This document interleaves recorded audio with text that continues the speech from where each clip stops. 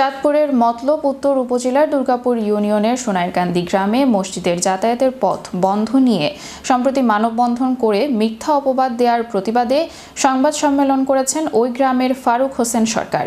রবিবার বিকালে তার নিজের বাড়িতে এই সংবাদ সম্মেলন অনুষ্ঠিত হয়।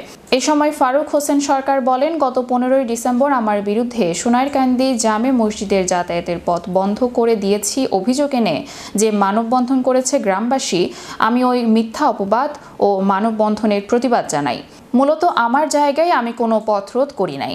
আমাদের পাশের জায়গার মালিক মকবুল তার নিজের জায়গায় বেড়া দিয়েছিল, কিন্তু এই বিষয়টি নিয়ে আলী আজম গং আমাকে অনেক হুমকি ধামকি দিয়েছে, তাই আমি চাঁদপুর কোর্টে মামলা করেছি।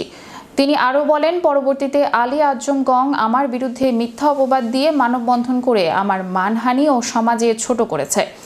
ওই মানববন্ধন ও মিথ্যা অপবাদের প্রতিবাদ এবং নিন্দা জানাচ্ছি। আমি গ্রামবাসী ও প্রশাসনের কাছে সুষ্ঠু বিচার চাই। রাস্তায় যে বেড়া দিয়েছে, রাস্তা আবদ্ধ করছে, এটা মূলত আমি দেই নাই। এটা এই যে আলিয়াজম গং বা মুকবিল দেওয়ানের জায়গা ওরা দিয়েছে। তো এইটার জন্য ওরা কয়েকদিন পূর্বে একটা প্রতিবেদন করছে, মানববন্ধন করছে, বেড়া নাকি আমি দিছি। বেড়া আমি দেই নাই, এটা এলাকার সবাই জানে। এই যে আমার নামে মিথ্যা একটা অপবাদ লটাইছে, দুর্নাম করছে, এইটার প্রতিবাদ করতেছি।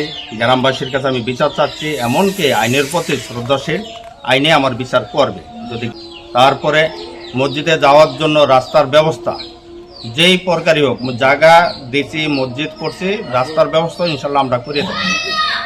কারণ মসজিদ করা হয়েছে, মুসলিম না যেতে পারলে মসজিদের কোনো ভ্যালু নাই।